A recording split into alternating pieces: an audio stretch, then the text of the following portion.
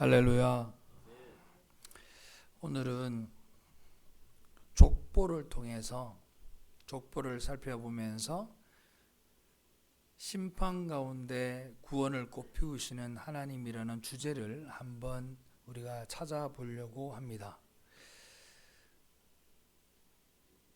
이 앞에 서 있는 김광수 목사는 족보라는 책을 단 한 번도 본 적이 없습니다. 저의 선친이신 할아버지가 북한 황해도에 사시다가 일사후퇴 때 내려오셨기 때문에 저희 할머님도 북쪽 사람이시고 저희 할아버님도 북쪽 사람이어서 저는 족보도 없었습니다. 어릴 때 그래서 늘 친구 집에 가면 친구들이 경주 최씨 이러면서 족보를 이렇게 펼쳐서 보여주는 걸 보면 참 신기하고 또 부러웠습니다. 명절이 되면 종친회가 모여가지고 이렇게 모여서 이야기하는 것도 너무 부러웠고요. 그래서 족보에 대한 로망이 있어요. 그래서 저희들 식구끼리 무슨 이야기를 하면 그 족보를 만들 수 있더라고요. 그래서 저희 아버님하고 이야기하면서 우리도 족보를 하나 만듭시다 그렇게 했어요. 그래서 말씀을 드렸더니 한번 알아봐라 이래서 알아봤어. 어떤 김씨로 하면 좋을까요? 그래 우리가 이야기를 하다가 대구 김가로 합시다 이렇게 이야기가 나온 거예요. 그래서 대구 김가가 있나 검색해 보니 있을까 없을까? 있어요. 대구 김가가 있더라고요. 그래서 포기하고 지금도 이제 어떻게 하나 그래 생각을 하고 있습니다. 그래서 마음 속에는 예수 김가로 하면 어떨까 이런 생각도 한번 해봅니다. 족보라는 것이 성경에 보면 참 많이 나옵니다. 창세기에도 여러 번 나오고 마태복음에도 나오고 또 오늘 본 창세기 11장에도 족보가 나옵니다. 근데 그 족보를 하나로 연결하면 하나님부터 예수님까지 쭉 이어지는 족보라는 것을 우리가 확인할 수 있어요. 그죠? 마태복음 1장부터 나오는 족보는 예수님부터 예수님까지 쭉 이어지는 그 내용이 그대로 다 쓰여져 있습니다.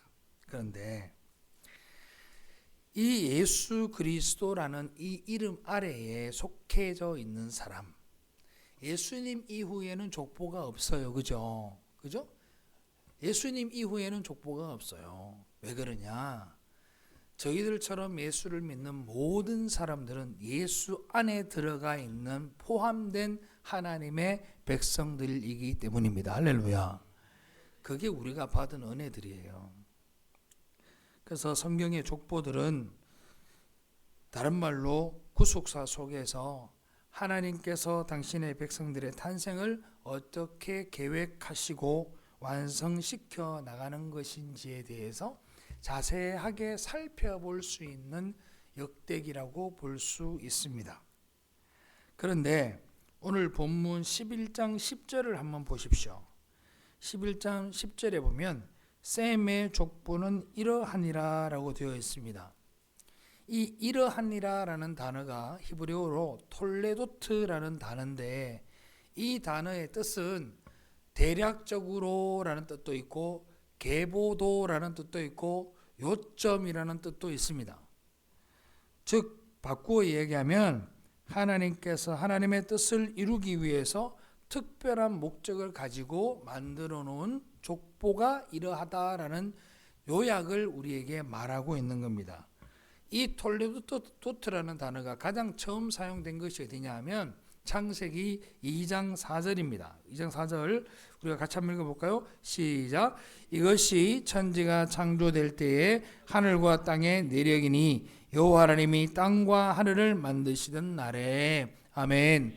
여기서 내력이라고 쓰인 것이 바로 톨레도트인데 이 내력이라는 말은 별로 좋은 해석은 아니에요. 과거에 우리가 썼던 성경 말씀에 보면 지금 우리가 성경이 바뀌었잖아요. 옛날에는 어떻게 따라합시다. 대략이라는 단어를 썼습니다. 대략이 이러하다라고 얘기한 거죠. 그 대략이 누굽니까? 아담과 하와의 이야기, 가인과 아벨의 이야기 쭉 이어지는 것입니다. 그래서 그걸 우리가 톨레도트라고 이야기를 하는 겁니다. 그리고는 5장 1절에 다시 한번 톨레도트가 나옵니다. 자, 한번 읽어볼게요. 시작.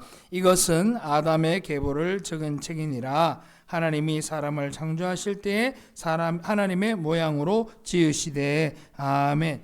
여기서는 그 단어가 계보라는 단어로 번역되고 있습니다. 아담의 후예들이 쭉 열거가 되고, 그리고 오늘 본문 10장 1절에 와서는 셈과 함과 야벳에 대한 족보가 쭉 나오고, 그리고 11장에 들어와서 다시 한 번 더 셈의 족보가 쓰여지고 있어요. 자, 다시 한번 설명드릴게요. 이 내용을 알고 가야 돼요. 5장에는 아담부터 나오는 족보가 쭉 나오다가, 그리고는 10장에 딱 들어와서 갑자기 노아의 세 아들 셈과 함과 야벳에 대한 족보가 기록이 돼요. 그리고 11장에 다시 한 번 더 셈의 족보에 대한 이야기가 다시 한 번 더 언급이 됩니다. 자, 그런 내용인데, 이 계보라는 단어가, 이 톨레도트가 헬라어로 번역하면 게네시스라는 단어로 쓰여요. 게네시스라는 단어로 씁니다. 근데 이 단어가 사용된 것이 어디냐면 바로 마태복음 1장 1절, 아브라함과 다윗의 자손 예수 그리스도의 세계라 할 때 그 세계가 바로 이 톨레도트에 해당되는 게네시스라는 단어를 씁니다. 이 단어가 왜 중요하냐? 이 계보라고 하는 것은, 이 대략이라고 하는 것은, 이 톨레도트라고 하는 것은 곧 무엇을 의미하느냐? 하나님의 택하신 백성들, 하나님의 택하신 백성들이 어떻게 흘러나와 하나님으로부터 예수 그리스도에게 이르기까지 연결되는지에 대한 이야기를 성경은 우리한테 하고 있는 거예요. 할렐루야. 그 이야기를 이 성경이 우리에게 말씀하고 있는 겁니다. 다시 말하면 하나님의 계획은 창조 때부터 지금까지 단 한 번도 틀어진 적이 없이, 세상이 어떻게 흘러가든, 세상이 어떤 악행을 저지르든, 세상이 어떻게 방해를 하든 하나님의 계획하심을 따라 지금까지 이어져 왔다라는 사실을 여러분들이 믿으시기를 바랍니다. 그 은혜를 여러분들이 몽땅 다 받은 거예요. 그 은혜를 저와 여러분들이 받은 거란 말입니다. 하나님은 그렇게 모두 다 죽어야 하는 어두운 세상 속에서 당신의 백성들을 위해서 역사를 경륜하시고 통치하시고, 그 택한 백성 한 사람 한 사람도 빼놓지 않고 구원하시는 분이 우리 주 아버지 하나님이십니다. 그게 바로 심판 속에 꼽히는 구원인 거예요. 여러분들 생각해 보세요. 역사 가운데 얼마나 많은 어려움들이 있었습니까? 성경에 나오는 역사뿐만 아니라 성경이 쓰여지고 난 다음의 역사를 한번 바라보세요. 그 역사 가운데도 얼마나 많은 시련과 어려움이 있었는지 모릅니다. 그러나 하나님은 우리를 향하신 그 은혜가 멈추심이 없고 지금까지도 우리에게 그 은혜가 흘러오고 있다라는 사실을 우리는 기억해야 합니다. 그런데 오늘 이 족보를 보면 10장에 나오는 셈과 함과 야벳의 족보와 11장에 나오는 셈의 족보가 거의 같은 내용이에요. 그런데 가만히 들어보면 굉장히 중요한 차이점이 있습니다. 자, 한번 10장부터 볼게요.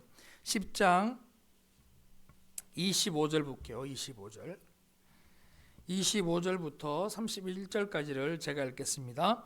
에벨은 두 아들을 낳고 하나의 이름을 벨렉이라 하였으니 그때의 세상이 나뉘었으며, 벨렉의 아우의 이름은 욕단이며, 욕단은 알모닥과 슬렙과 하사말렉과 예라와 하도람과 우살과 디글라와 오발과 아비마엘과 스바와 오빌과 하윌라와 요밥을 낳았으니 이들은 다 욕단의 아들이며, 그들이 거주하는 곳은 메사에서부터 스발로 가는 길이 동쪽 산이었더라.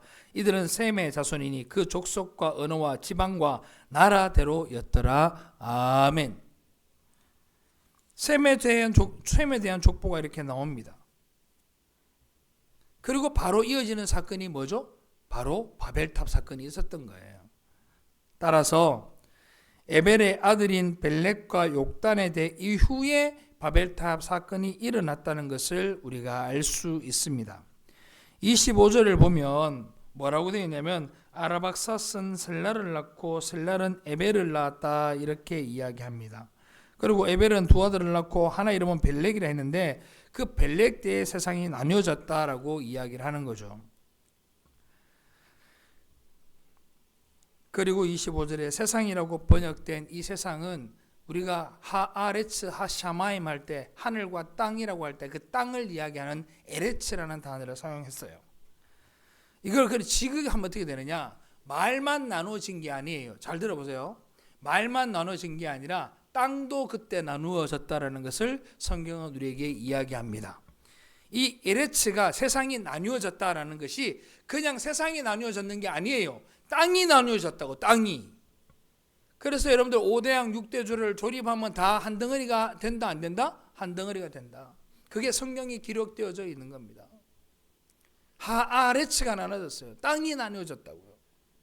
그냥 흩어진 것이 아니에요. 언어가 달라서 흩어진 것이 아니에요. 땅이 나누어져 버린 거예요.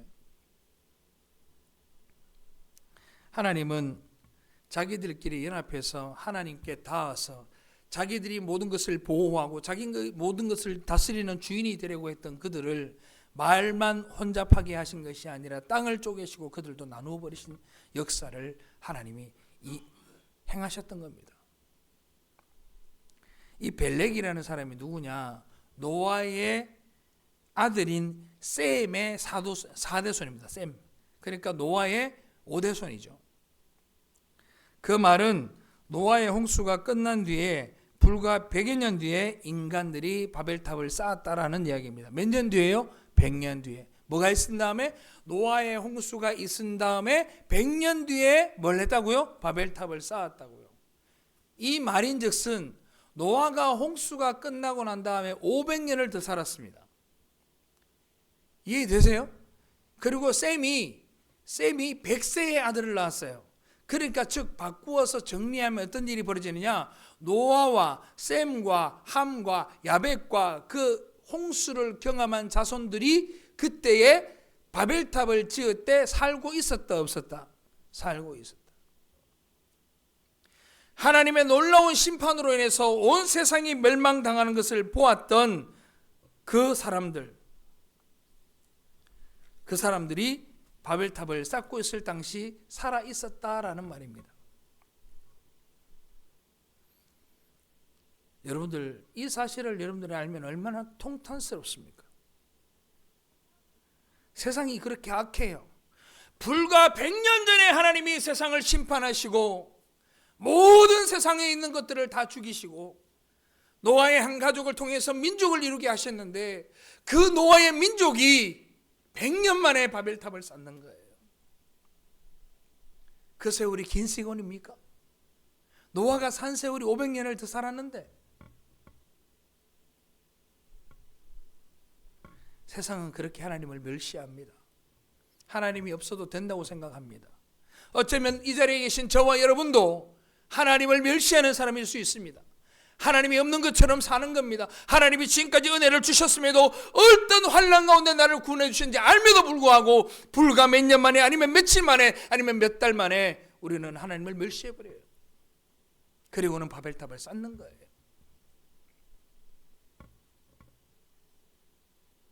그렇게 자신의 후손들이 하나님을 대적해서 열심히 바벨탑을 쌓아 올리는 모습을 보면서 노아와 셈의 마음은 어떠했을까? 자기의 손자 손녀들이 얼마나 불쌍했겠습니까? 그들에게 하나님이 이 땅을 심판하셨고 하나님이 너희를 구원하여 주셨고 하나님이 무지개를 보여주시며 다시는 멸망하지 않겠다 하신 그 말을 그들에게 전달하지 않았을까요?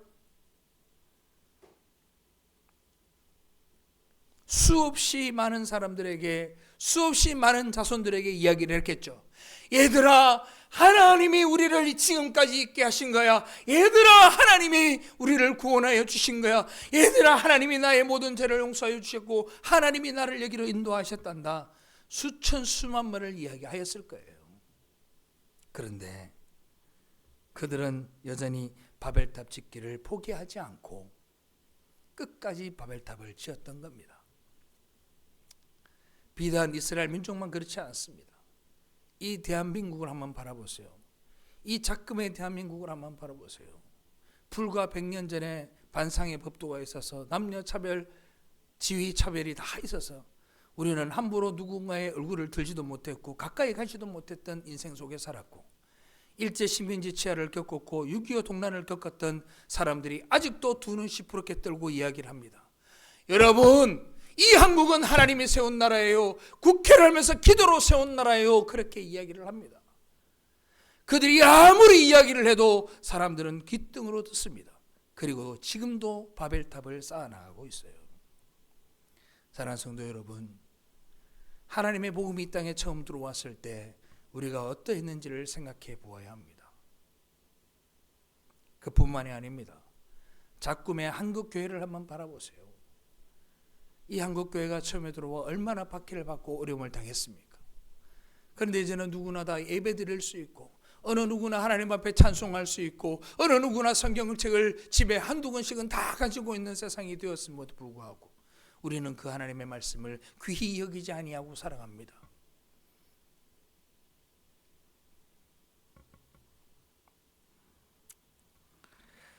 사랑하는 성도 여러분, 우리는 바벨탑을 쌓는 그 자손들에게 목 놓아 외치는 노아와 셈의 마음 같아야 합니다.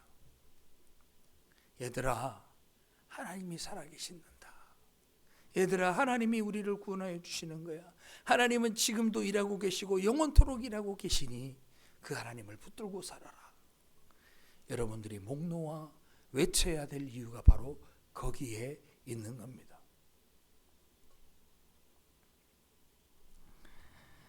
최후의 종말이 다가오면 어떤 일이 벌어질지 여러분들은 다 보았습니다. 종말 때가 이르면 하나님이 어떻게 약속을 지키는지 여러분들은 말씀을 통해 다 경험하였습니다.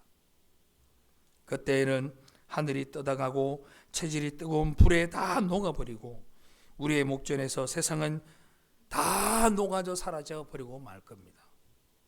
그럼에도 불구하고 세상은 거인주의, 영웅주의, 거인숭배 사상 등으로 바벨탑을 쌓고 또 쌓아 나가고 있는 거죠.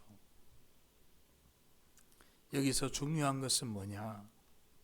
하나님의 경고를 잊고, 아니 하나님의 존재마저도 쉽게 잊어버리고 꿈과 야망을 쫓아서 세상에서 영웅이 되어 하나님과 맞짱 뜨려 하는 그 세상 속에서 하나님은 당신의 백성들을 구원하시기 위해서 톨레도트, 즉 계보를 만들고 계시고 그 족보를 만들어가고 계시며 당신께서 택하신 족속들을 지금도 부르셔서 영화롭게 하고 계신다는 사실을 여러분들이 잊지 말아야 합니다. 그 일을 위해서 우리는요, 멈추지 말아야 돼요. 뭐를요? 하나님이 살아계심을 전하는 것을 멈추지 말아야 합니다. 우리가 조금 전에 읽었던 10장 말미의 족보는 에벨의 두 아들 중 욕단의 족보인데, 자 11장에서는 욕단의 형제 벨렉의 족보가 나옵니다. 한번 볼게요. 11장 16절 한번 봅시다. 16절로 26절 제가 읽을게요. 에벨은 34세에 벨렉을 낳았고, 그러는데 여기에 34세에 벨렉만 낳은 것이 아니라 에벨이 낳은 아들은 욕단도 있고 벨렉도 있는데 여기는 벨렉에 대한 이야기만 나옵니다. 벨렉을 낳은 후에 430년을 지내며 자녀를 낳았으며, 벨렉은 30세에 르우를 낳았고 르우를 낳은 후에 209년을 지내며 블라블라 하고 26절 보세요. 데라는 70세에 아브람과 나홀과 하란을 낳았더라. 아멘. 벨렉의 쭉 이름이 나오다가 누구의 이름이 마지막에 나옵니까? 바로 아브람의 이름이 나옵니다. 하나님은 바벨탑을 쌓다가 하나님으로부터 버림을 받은 죄인들의 무리 속에서 당신의 백성, 이 에벨이라는 이름이 히브리어로 쪼개서 보면 히브리라는 말의 어원이 됩니다. 즉 히브리라는 단어가 뭐냐면 따라합시다. 건넌 자, 건넌 자라는 뜻입니다. 이 에벨이라는 단어가 건넌 자라는 뜻이에요. 하나님이 이 히브리를 택하시고 그 족속이 누구를요? 아브람, 믿음의 조상 아브람을 택하셔서 부르셨으니 그 족속이 지금까지 이어와 예수 그리스도까지 이어지게 되고, 그 예수 그리스도를 믿는 자는 그 백성이 되는 은혜가 저와 여러분들이 받은 은혜인 줄로 믿으시길 바랍니다. 하나님이 당신의 백성을 구원하기 위한 족보를 별도로 만들고 이어가고 계셨던 겁니다. 따라서 이 두 족보 사이에 들어있는 바벨탑 사건은 단순하게 하나님을 대적하는 자들에 대한 하나님의 심판만을 이야기하는 단순한 메시지가 아닙니다. 하나님의 심판과 하나님의 택하신 구원이 같이 공존하는 이중적 메시지인 거예요. 할렐루야. 좀 쉽게 설명을 드릴게요. 사랑하는 아들이 무언가를 잘못했어요. 그러면 아이를 때리고 혼내는 것이 주목적이 아니라 그 맞는 아이에게는 고통과 어려움이겠지만 그 아이에게 주는 아버지의 마음은 어떤 마음도 포함되겠는가요? 아이들이 잘되게 하기 위한 마음도 사랑도 거기에 같이 있다라는 거예요. 하나님의 심판은 그런 겁니다. 잘못된 일들을 해나가고 잘못된 일을 행한 것에 대해서는 하나님이 질책하시지만 그 가운데에서 하나님의 놀라우신 구원의 경륜은 계속해서 진행되고 있다는 사실이에요. 아멘. 그러니까 이 데라와 아브라함의 족보는 어둠 속에 밝아오는 여명의 빗줄기를 비추고 있는 족보고 인류의 원역사를 마감하면 동시에 하나님의 구원사를 태동시키는 귀한 출발점이 되는 역사가 되어지는 겁니다. 사랑하는 성도 여러분, 하나님은 하나님의 심판의 그 행동은 우리에게 무한한 은총과 은혜를 베풀기 위한 행동이고 여러분들을 구원하기 위한 첫 삽을 뜬 것이라고 생각하면 좋을 것 같습니다.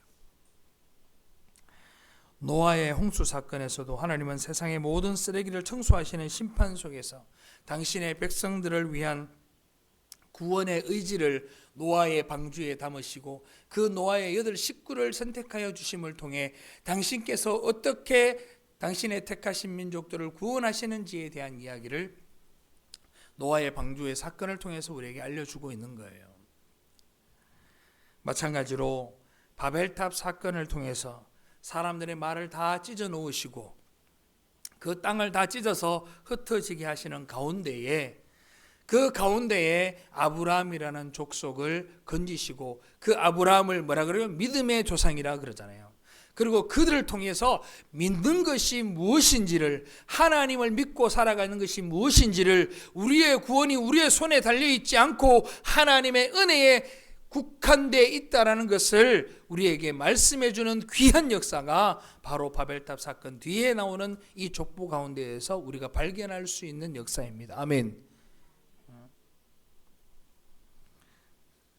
하나님의 심판과 구원은 항상 공존합니다. 동전의 양면처럼 항상 공존합니다.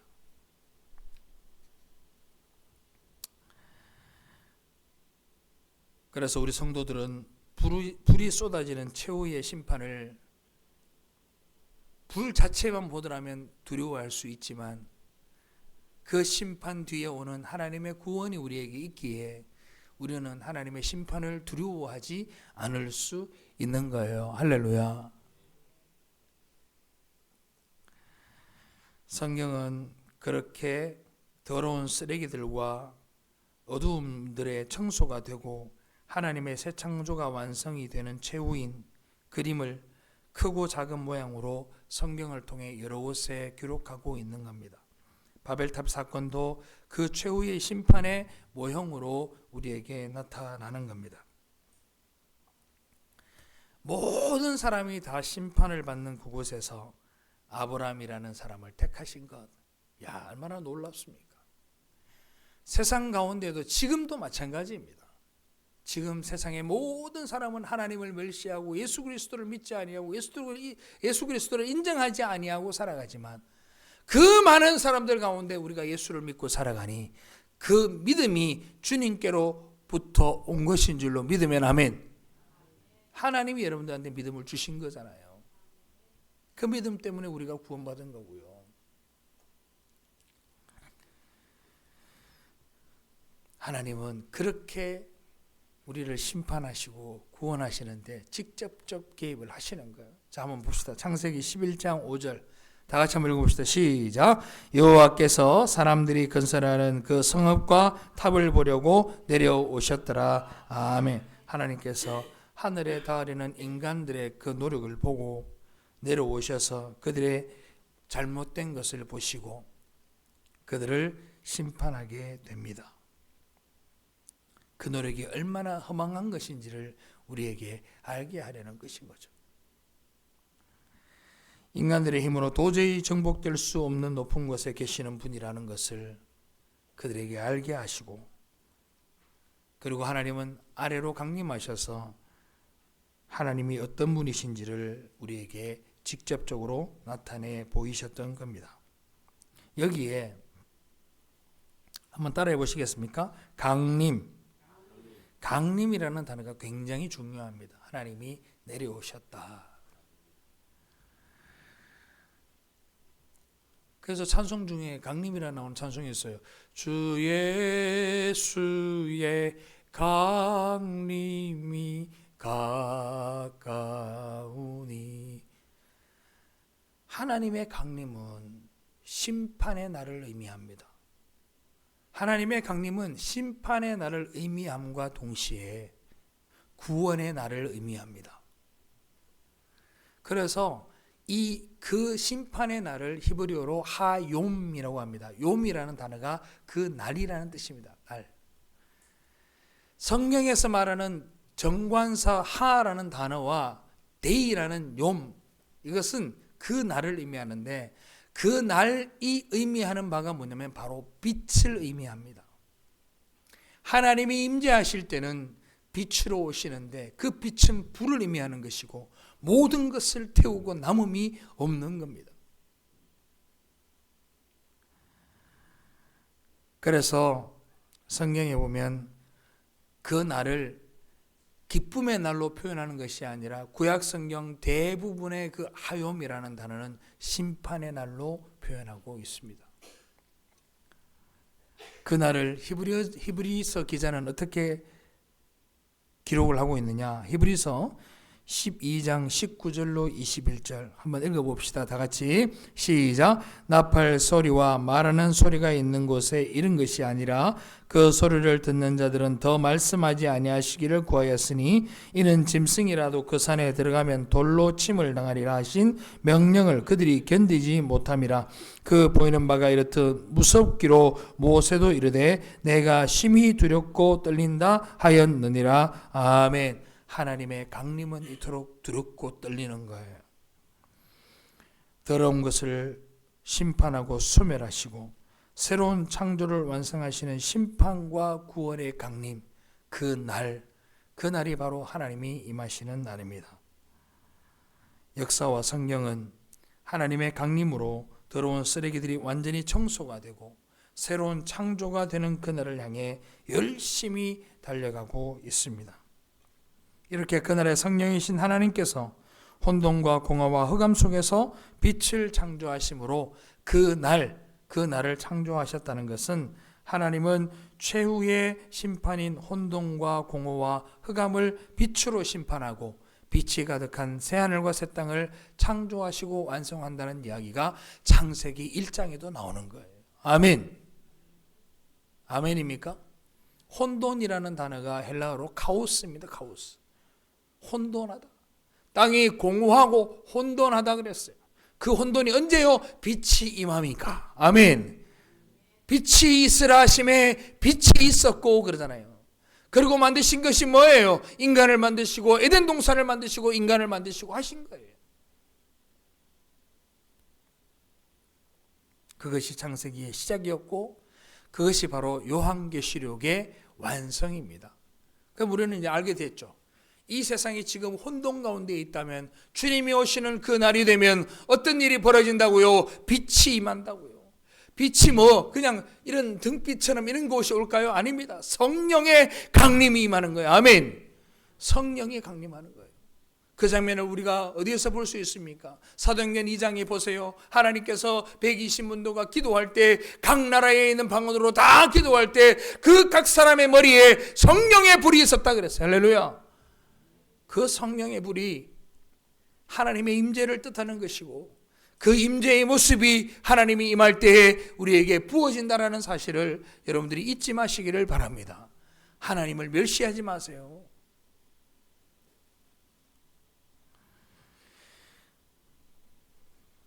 하나님의 백성들 이외의 모든 것들은 쓰레기처럼 다 소각되어질 겁니다. 그런데 그것들을 청소하는 것이 바로 뭐냐? 바로 하나님의 빛이라는 거예요. 자, 한번 봅시다. 계시록, 요한계시록 20장 9절로 10절 제가 읽겠습니다. 그들이 지면에 널리 퍼져 성도들의 진과 사랑하시는 성을 두루매 하늘에서 불이 내려와 그들을 태워버리고 또 그들을 미혹하는 마귀가 불과 유황못에 던져지니 거기는 그 짐승과 거짓 선지자도 있어 세세토록 밤낮 괴로움을 받으리라. 아멘. 두렵지 않으세요? 그런데 하나님의 백성들에게도 동일하게 불이 내려온다. 그 동일한 빛, 동일한 불이 세상에게는 심판의 불이 되지만 우리에게는 따라합시다. 구원의 빛이다. 구원의 빛이다. 우리에게는. 얼마나 놀라운 은혜를 받은지 아세요, 여러분들? 한번 봅시다. 말라기 4장 1절로 2절 우리 이거는 다 같이 봉독합시다. 4장 1절로 2절 다 같이 봉독합니다. 시작. 만군의 여호와가 이르노라 보라 용광로 불같은 날이 이르리니 교만한 자와 악을 행하는 자는 다 지푸라기 같을 것이라. 그 이르는 날에 그들을 살라 그 뿌리와 가지를 남기지 아니할 것이로되 내 이름을 경외하는 너희에게는 공의로운 해가 떠올라서 치료하는 광선을 비추리니 너희가 나아가서 외양간에서 나온 송아지같이 뛰리라. 아멘. 할렐루야. 그 빛이 내려와 악행을 행하는 모든 사람을 다 불살라버리는데 그 빛이 우리에게는 내 모든 악과 내 모든 불의한 것들을 주님이 태우시고 정결케 되는 치료하는 광선이 되겠다 그러는 거예요. 할렐루야. 많은 목사님들이 이 말씀을 가지고 병원 진료할 때 가서 병원에 계시는 분들한테 많이 이야기합니다. 그런데 그것보다 더 놀라운 메시지가 여기에 담겨져 있는 거예요. 여러분들이 살아왔던 모든 죄악들, 모든 불의들, 그 모든 것들이 예수 그리스도를 믿음으로 말미암아 그 빛이 나를 살리는 빛이 되고, 아멘. 그런 은혜를 경험한 사람들이 우리들이에요. 그런데도 어때요? 우리는 옹졸하기 거지없어요. 조금만 내 자존심이 상하면 사람들을 공격하고 두고 보자 하고 그렇게 살아가요. 참 안타까워요. 안타까워. 정말 안타까워요. 정치인들 뿐만 아니라 교회에 있는 목사님들도 그래요. 장로님들도 그래요. 다 똑같아요. 좀 있으면 우리 대구 노회가 있습니다. 노회가 열립니다. 노회도 마찬가지예요. 이야기를 들어보면 이 목사님들이 너무 마음이 상처가 많아요. 어떤 사람이 요만큼 이야기하면 이걸 한을 품고 있어요. 한을 품고 있어요. 두고 보자 이러고 있어요. 왜 그러나 몰라 나는.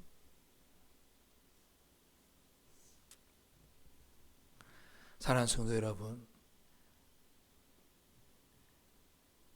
내 이름을 경외하는 너희에게는 공의로운 해가 떠올라서 치료하는 광선을 비추리니 너희가 나가서 외양간에서 나온 송아지같이 뛰리라. 할렐루야. 이 말씀이 얼마나 은혜롭습니까? 그런 은혜를 여러분들이 받았으면 정말 송아지처럼 뛰어놀 수 있는 그런 여러분들이 되시기를 주님의 이름으로 축원합니다.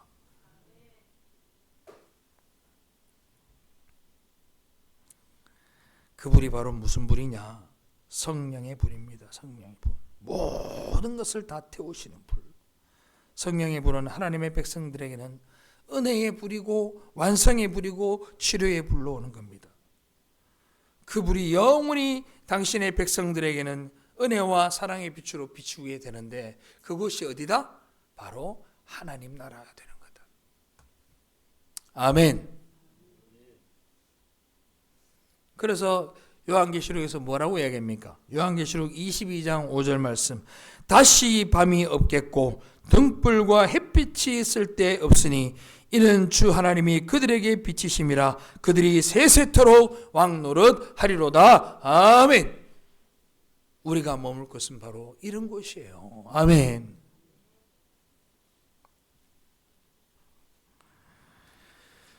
모든 것이 불태워지고 새롭게 되는 그 나라, 그것이 바로 새하늘과 새 땅입니다. 그것을 일시적으로 하나님이 경험케 하시기 위해 2000년 전에 마가의 다락방에서 그렇게 성령의 임재를 경험토록 한 것입니다. 사랑하는 성도 여러분, 우리는 하나님의 은혜로 바벨탑의 심판의 현장에서 건져져서 아브라함의 족속으로, 아브라함의 자손으로, 믿음의 후손으로 건져냄을 당한 사람들입니다. 그래서 우리는 가나안 땅에 반드시 들어가게 될 수밖에 없습니다. 왜요? 여러분들의 의지가 아닌 하나님의 의지로 여러분들이 구원받았으니 여러분들은 하나님 나라 백성된 줄로 믿으시기를 바랍니다. 그러나 이러한 구원의 현실이 이 땅에서 우리에게 실제화되고 내가 구원받은 모습들이 실제로 내 삶 속에서 피어나야 되는데 그게 쉽지 않다. 그 시간은 절대로 호락호락하지 않습니다. 분명히 구원은 더럽고 어두운 모든 죄악의 쓰레기들이 다 타버리고 숭변하고 무음하고 새 것만 남는 상태인데, 그러한 구하는 현실은 우리가 주님을 만나는 순간부터 우리 인생 속에서는 고통과 쓰라림과 아픔으로 우리에게 다가옵니다. 예수 믿게 되는 순간부터.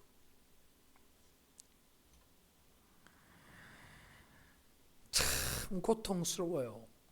하나님의 빛이, 하나님의 성령이 우리에게 임하면 제가 요즘 절실히 많이 느껴요. 가만히 앉아서 내 내성을 들여다보게 되고 나의 죄됨을 막 들여다보게 되면서 스스로 그래요. 안에서 막 싸움이 일어나는 거예요. 하나님, 어찌하여 내가 이런 생각을 할 수 있습니까? 하나님, 어찌하여 이런 행위를 할 수 있습니까? 어떻게 이렇게 이런 생각을 할 수 있냐고 막 되묻습니다. 그러면 말씀을 통해서 내가 깨닫는 것이 뭐냐? 이걸 주님이 깨닫게 하시고 회개하게 하시는 이 빛이 바로 성령의 은혜로구나. 아멘. 그 성령의 빛이 비춰졌을 때 우리가 타 들어가야 되는 거예요.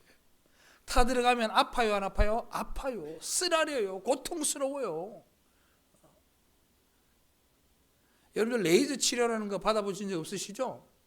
레이저 치료를 받고 나면요, 거기 마취를 하고 받아서 모르는데 마취 안 하고 레이저 치료를 받아요. 얼마나 아프겠어요? 살을 태워요. 여러분들, 어둠 속에 있던 바퀴벌레들이 빛을 보게 되는 순간 완전 화들짝 놀라서 천지만방으로 막 도망가자. 하나님은 그 불빛으로 그 바퀴벌레를 다 태우듯이 우리의 심령 속에는 치료하는 광선으로 와서 내 죄를 태우실 때 우리는요, 큰 신음소리를 내게 되어 있어요. 하나님 앞에. 아멘입니까? 그게 우리의 기도 소리가 되는 거예요. 그게 우리의 회개의 고백이 되는 거예요. 그게 바로 성화입니다. 성화. 그걸 우리는 환난과 핍박이라고 얘기하고 고난이라고 이야기를 하는 겁니다. 그런데 그렇게 다가온 환난은, 따라합시다, 복된 환난이다. 복된 환난. 그걸 우리가 예배 전에 읽었잖아요. 환난과 핍박 중에도 성도는 신앙 지켰네. 우리가 그 환난과 핍박이 우리에게 닥쳐온다 하더라도 우리는 우리의 신앙을 버릴 수가 없습니다. 왜? 하나님께서 나를 택하여 부르신 그 은혜 때문에 우리는 버리고 싶어도 버릴 수가 없어요. 사랑하는 성도 여러분, 그 시간을 감내하고 받아들이시기를 바랍니다. 그 시간 동안 하나님이 우리를 정금같이 단련하시고 정결케 하시는 그 시간들을 우리에게 주신 줄로 믿고 감사하며 그 시간을 잘 감당해내시기를 바랍니다. 그때마다 실망하고 절망하지 마십시오. 하나님은 그 시간을 통해서 여러분들을 순결한 정금으로 만들어가고 계시기 때문에 고통스러울지라도 기쁨과 감사로 주님의 이름을 높이시는 은혜가 있기를 바랍니다. 우리는 이 생활 가운데에서 이 신앙생활을 통해서 그런 실력들을 키워나가는 거예요. 그런 실력들을 키워나가는 거예요. 그날 심판의 날에 우리가 온전히 완성될 것을 기다리면서 그날을 기다리며 사는 겁니다. 사랑하는 성도 여러분, 하나님의 불이, 하나님의 빛이 여러분과 저한테 임하는 것은 어떤 사람들이 이야기하는 것처럼 여러분들의 소원을 들어주고 여러분들의 어려움을 해결해 주기 위해 그 빛이 작동하는 것이 아닙니다. 여러분에게 하나님의 나라의 비밀을 알리시고 우리에게 주어진 구원의 현실이 어떤 것인지 알려주시고 나의 죄와 허물을 하나님의 말씀, 하나님의 불로 불사르기 위해 우리에게 찾아오셨다라는 것을 깨닫게 하시기 위해서 그 빛이 우리에게 빛이신 줄로 믿고 혹시나 일상생활 가운데 우리의 삶 가운데 그 빛이 나를 자극하면 여러분들은 아야라고 신음소리 내며 하나님 이 죄가 정결케 됨을 감사하다고 주님 앞에 감사 찬양할 수 있는 여러분들 되시기를 바랍니다. 그러니 우리가 오늘 성경 말씀이 너무너무 좋은 말씀이 있었어요. 우리 한번 볼까요? 여러분들 주보에 보면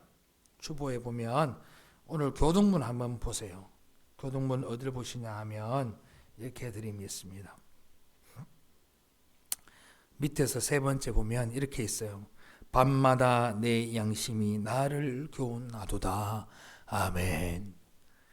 하나님께서 빛으로 여러분들의 양심을 자극할 때 여러분들 그 이어 해야 되는 일들이 뭘까요? 주님 앞에 회개하고 기도하고 감사하는 여러분들 되시기를 주님의 이름으로 축원합니다. 아멘. 기도합시다.